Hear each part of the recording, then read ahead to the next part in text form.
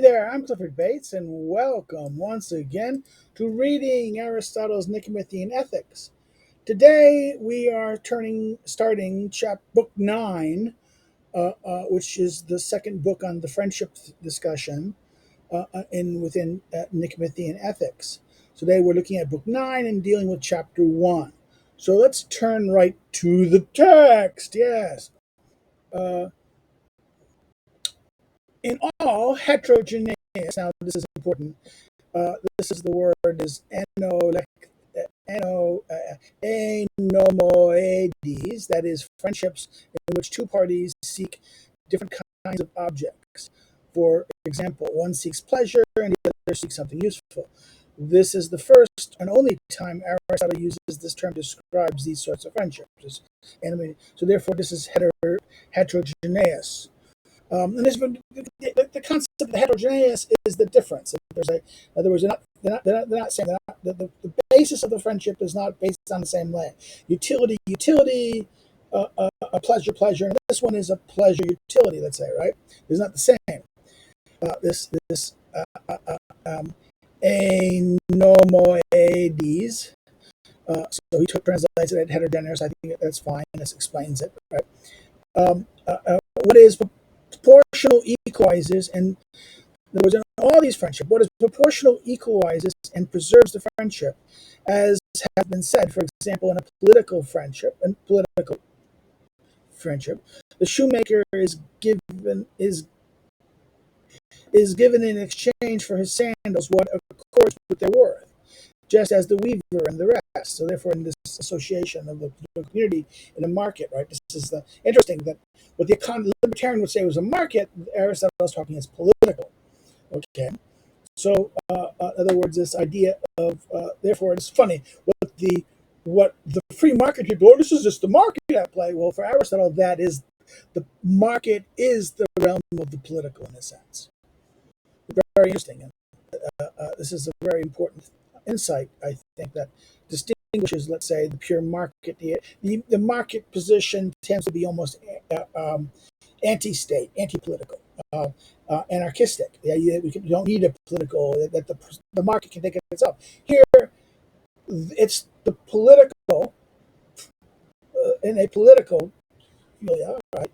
The market is at play, and the working of the market is the shoemaker is given in exchange for sandals what is according to their worth, weaver and the rest. Right then, then a legal currency has been brought in as a common measure. So it's the currency. The currency is tied to the political. This is interesting. Anytime you have a currency, there's a political aspect towards it. Okay, the currency and a legal currency has been brought in as a common measure. So it's the currency creates the common, the koinoi that holds it together. So everything is referred to this and measured by it. So therefore, this is in this kind of friendship. But in erotic love or friendship, the lover sometimes levels accusations that though he loves beyond measure. Now, this is to speaks here of erotic love, and the love are Arates, and here is what follows. He uses philemon, the related term, rather than eron. Right? He combines them that he starts with what is erotic, but then he refers to philemon, which is in related terms friend. So it's very interesting. He loves. Though he loves beyond measure, he is not loved in return. Though it may so happen that he possesses nothing lovable, though it may in return he loves beyond measure, but he's not loved in return. Though it may so happen that he possesses nothing lovable, the beloved, on the other hand, often levels the accusation that his lover is now not. His lover is not now fulfilling anything of all that he had earlier promised. Okay, so therefore, in other words, so the lover is saying you don't love me in return, and the other one says, well, you have not delivered what is promised. The one who's the beloved is saying, God, you haven't fulfilled any. You have not. You is the lover is not now fulfilling what he's promised. Right. Such accusations arise when the lover loves the beloved for pleasure involved. The lover loves the beloved for pleasure involved. The beloved, his lover, for his usefulness towards him. And when both parties do not have what each and do not have what each wants, so therefore this is interesting. That one is loves it for the pleasure it's involved, and the other one is utility. And if I'm not getting the utility, I think you're withholding it. Therefore, in other words, you're not loving me, and this is the accusation. Right? I'm not getting what I want from it. For the friendship based on these concerns is dissolved when that for the sake of which they loved each other is not attained. So therefore, if the reason why in other words, the friendship is dissolved, the bonds are broken when you're not getting the thing that you entered into it, for why you entered in the friendship. You joined the friendship for pleasure, and you joined it for this one joined it for pleasure, and this one joined it for benefit, utility. And if I'm not getting the utility, well, I'm not in the friendship. I'm not getting pleasure, I'm not in the friendship, right? It's friendship if you know. In other words, when for the sake of which they loved each other, it was not attained. Affection they felt was not for what each in himself was, but for the things each supplied, which are not stable. Hence the friendships, hence the friendship too are not stable. So therefore it's not they're not loving the friendship is not based on the other, who they are, but rather what they give and what they obtain from them. Okay. And because what they give and what they can get from them are not constant, he said, and that can change, right? It's not stable. It's not stable because I can deliver it, or at this point I can't deliver it. If you entering in this kind of relationship, these relationships, it's not they're not love is not love for themselves, but from what they get, and that's a pleasure or usefulness, utility. Um, but the friendship based on character, the friendship on character. Now, we would think that this is a different conception of character, like who they are. So maybe we need to understand the friendship of virtue is not understand particularly on the virtue, but the question of the character, their character, their good character, the goodness of the character, their character, the character attracts them in that sense. In that sense. Being for its own sake. So the friendship based on character, being for its own sake, endures as what has been said. So maybe that's a way to understand the concept of this idea of virtue.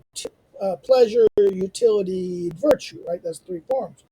We often elevate virtue at this very high level, like good, the virtue is wonderful, good. But here, it's the question of their character. That distinction of what you getting, giving and getting versus loving for their character. Okay. So this adds a dimension to the original three that we now get access to. But people are at odds whenever they come to have something other than what they long for. Okay.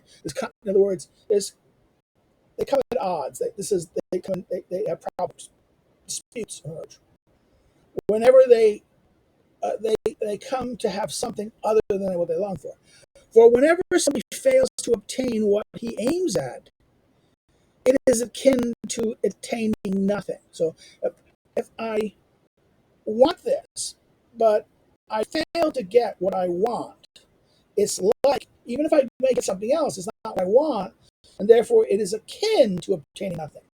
For example, a person promises a kithara player, instrument player, right, that the better he should play, the more pay he will get. But at dawn, when the player demands the fulfillment of what he had been promised, the other said that the player had been given pleasure in return for pleasure. That he had been given pleasure for pleasure. If then this had been the wish of each party, it would have supported.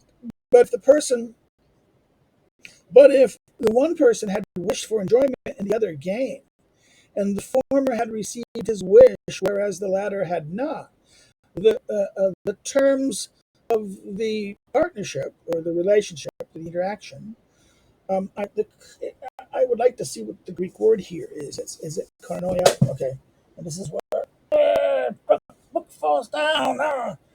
Do I go get the? Uh,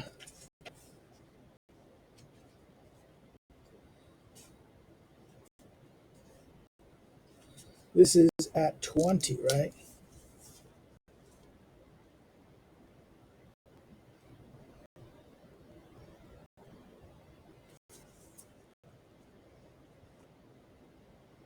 Yeah, koinonia. It's the community. This common. What is this? It is koinonia. I was right in that sense. So I apologize for doing this. In terms of what is common, it would the community or the inter. That's why this partnership is a very poor word for this. A partnership implies a contract, right? There's no contract here. There is an association here. There is some interaction. There's an agreement. There is a shared interaction, right? Or I understand why I'm saying the partnership, but partnership the English word has a certain agreement. There's an agreement bond. Okay, I'm saying there is an agreement here too, but it's more legalistic in that sense. There is a firmly agreed to conception, whereas this is not firmly agreed to. That I promised you one thing, and it's like this. In the terms of the this relationship, this association, would not have been nobly or beautifully carried out. In other words, if not, we have not got each other. In other words, if it's been calculated, both would get what they want. Here, one is got what he wanted, the other one didn't, because he was promised gain. He entered this relation. He entered this relation for gain, and the other one entered it for the benefit, pleasure he gets from it. And what happens is the response is, "Well, you got pleasure also from this. You enjoyed the banquet and things like this as well." It's not in that sense that it was not nobly carried out, beautifully carried out. For what a person happened to need, for what a person happens to need, he is also intent on. And for the sake of the satisfaction of this need, at any rate, he will give what he does. So, in other words, this is a very important point that I have a need. And to get that need, I will, for the sake of the satisfaction, I will give something. He will give what he does to get that good, and therefore he did what he wanted the money. He did the flute playing for the money. Play more, get more, right? But to which of the two parties does it belong to assess the worth of what is given? So next problem. To the person who takes the initiative of giving, or to the one who is in first receiving, right? Does it belong to which of the two parties accesses the thing? The one who is giving or getting? The one is giving or getting. For he who takes the initiative in giving appears to entrust this assessment to the receiver, which is in fact what they assert. Pythagoras used to do. Okay, this is what they assert that Pythagoras used to do. That I take the initiative. I'm going to give this to you, and therefore I assume that I will get that you will pay me in this, right? This, which is in fact they assert, Pythagoras used to. For when he would teach anything, whatever, he used to bid the learner to estimate how much he held these things to be worth knowing, and that is the amount he used to take, right? How much did you think it was worth, and I will give you that much money, right? This is a very interesting footnote 3. This was a version story told by Plato and Pythagoras, the dialogue, right? Yet in such circumstances, some people are content with fixed wages for a man. In other words, the saying goes, the saying given in part here comes from Hesiod, Works and Days, line 3. The context is, let a wage that has been stated for a man who is a friend to be fixed. And even when your brother, while laughing, sets down before a witness, for you mark trust and mistrust alike. For mark you, trust and mistrust alike destroy men. So it's a very important thing. The Hesiod line is very important, that trust and mistrust destroys men. So therefore, even though you made a promise that this thing is the wage for a man has been a man who is a friend be fixed, set down. Even with your brother, while laughing, sets down before a witness. In other words, you do it. Why? Because trust and mistrust will destroy things. So he's saying that some people are content with a fixed wage for a man, but as for those who take money in advance and then do nothing of what they claimed, because their promises were excessive, they approximately become subject to accusations because they do not fulfill what they agreed to. So they promised much but delivered not what they promised. So you failed to do it. The sophists are compelled to do this, perhaps because no one would pay money for what they know. In other words, there's a joke here that this is the claim: the sophists would take the man's money, but what they really know is not really worth what. There's a pun here in Aristotle, that what the sophists really know is not worth it. Those who fail to do what they took a wage for then are approximately subject to accusations. So therefore, this is very interesting. When we look at this, libertarians say, well, what is this? This is about wages and contracts. Aristotle says this is philia. This is a philia. This is a kind of friendship. This is kind of a political friendship. So therefore, this is very interesting here. That there is something very interesting here about this line. For those who fail to do what they took a wage for, then are approximately subject. But in the circumstances in which there is no agreement about services, it was said that those who take the initiative in giving for their partner's sake do not give cause for accusation. For the friendship that accords with virtue is of this sort. In other words, and one must make the repayment according with choice involved in the giving.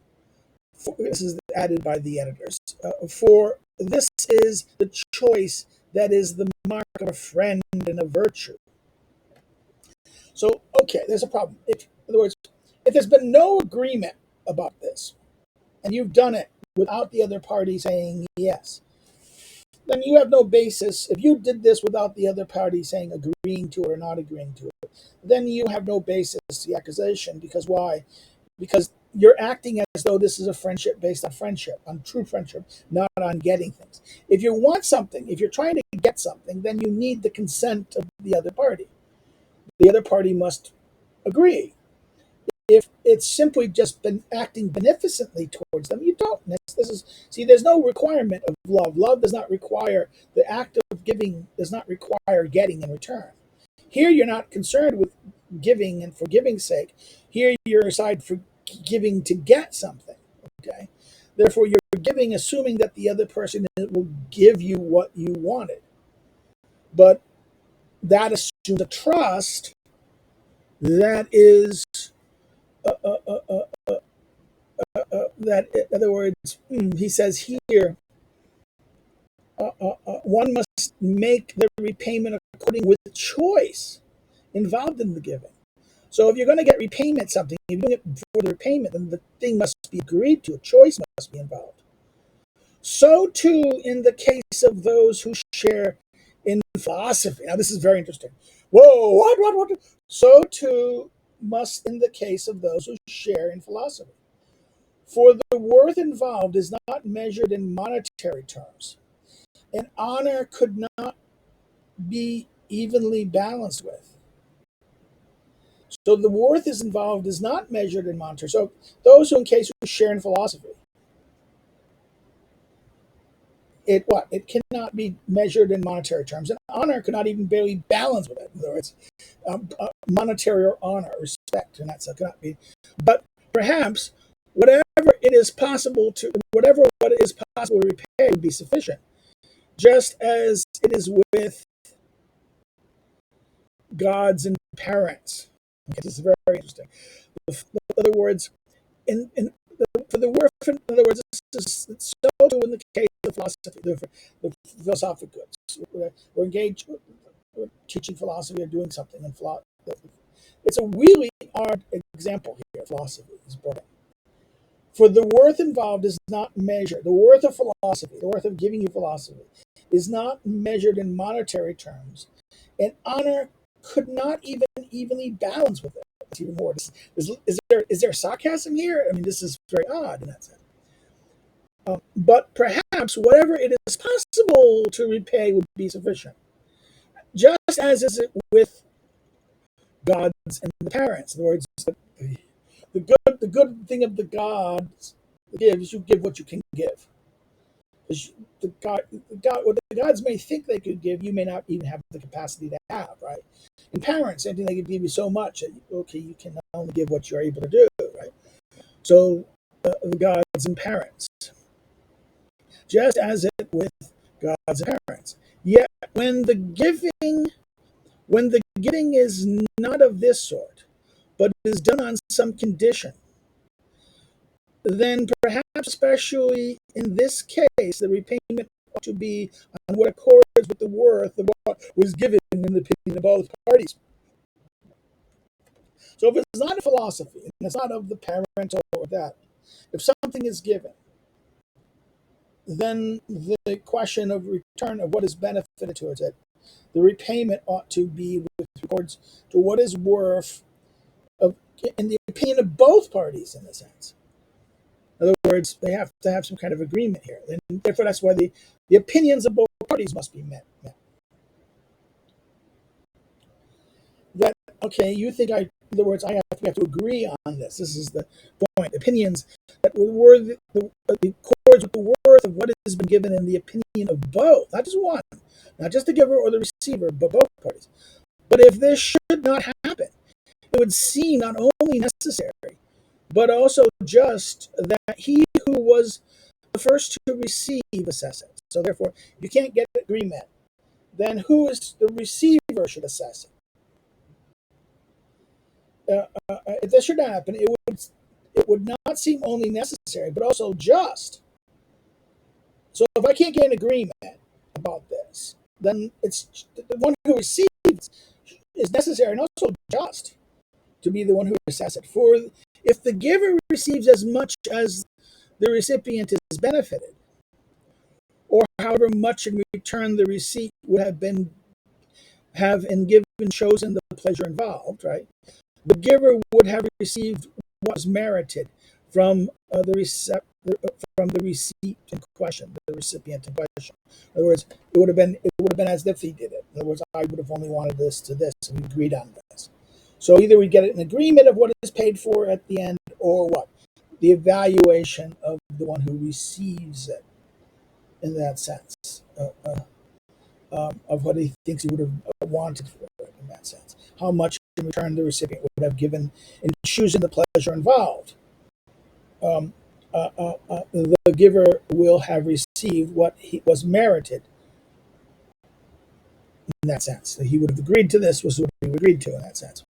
In fact, this is what manifestly happens when it comes to goods bought and sold, which is the market.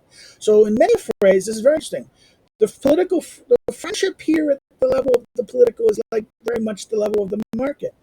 That there must be a kind of the recipient of consent, not only consent, choice, and that we choose to have it, that's consent, right? But then at the same time, a level of equity, but is that I think this is well, I value this, and they must have agreement on the value of it. Or if you just do something for me, if you do something and expecting that I do something in return, if I don't really, want it, therefore you're expecting this amount, I should only pay just in this amount. That's the whole problem about this. In some places where there are laws to the effect that voluntary transactions are not subject to legal adjudication. So voluntary transactions are not subject to legal adjudication on the grounds that it is fitting, that someone has with someone one has trusted to dissolve the transaction or the relationship on the same terms on which it was entered into. So therefore, in other words, it's no adjudication, there's no ability. If this was done on a voluntary, so you did this voluntarily.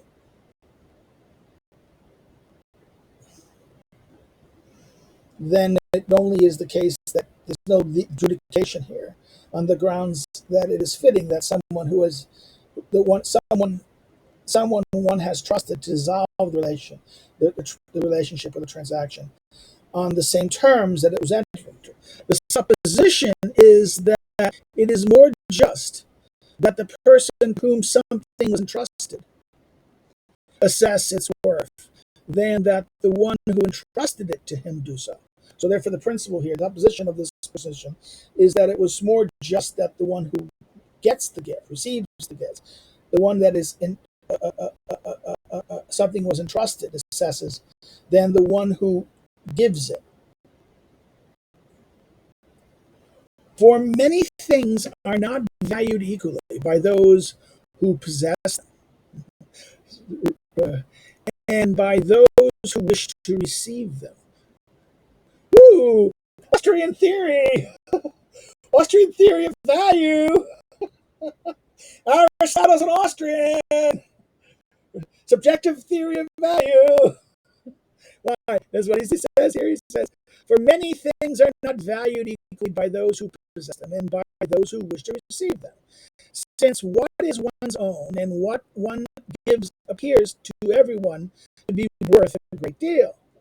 Nevertheless, repayment is determined with the view to the amount that the recipient assesses, though perhaps one ought not to value with something. Some value what something's worth appears to be when the recipient possesses it, but how much he valued it before possessing it. In other words, maybe it shouldn't be done how much after he possesses it, but before how much he thought before. We should do the value of the recipient. We shouldn't value it now that he has it, but rather when he didn't have it and would want it. Okay, that is the question. The value is not when he has it already, and therefore maybe he changes his mind or changes his assessment. It's rather when before he has it and how he wants it. So let's stop here. We've hit the end of the chapter. If you have any comments or questions, please put them below. If you've not, if you've liked it, hit the like button. Please hit the like button. It helps the algorithm. Share, please, if you also liked it. Share it on your social media. Share it far and wide. It helps the Google YouTube algorithm to kind of get attention to these things. Next of all, if you're not subscribed, if you come here watching and not subscribed, please consider subscribing. Please encourage others that you think, oh, this is interesting. Tell them about the channel. Tell them to come check it out. Not only for our account here on the ethics, but on other things that we've done. But check it out. Encourage them to subscribe also.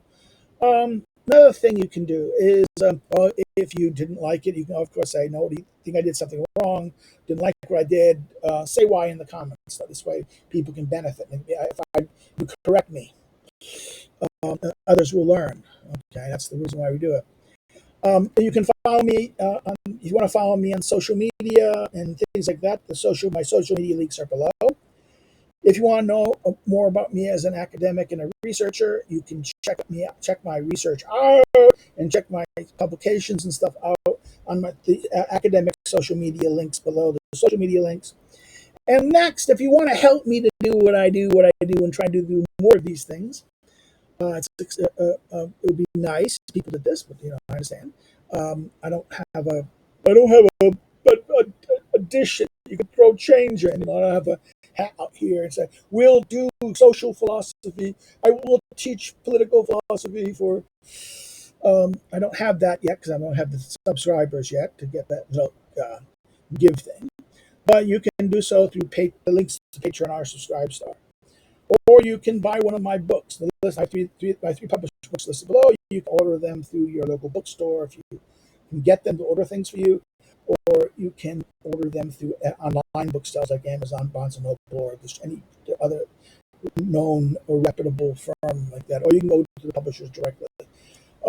Maybe some of the two of the publishers were easy. The Warsaw University Press, I think, ran out of copies, so they might have to do another one. Well, that's it. We turn next time to chapter 2. So I hope you all have a good day. Take care.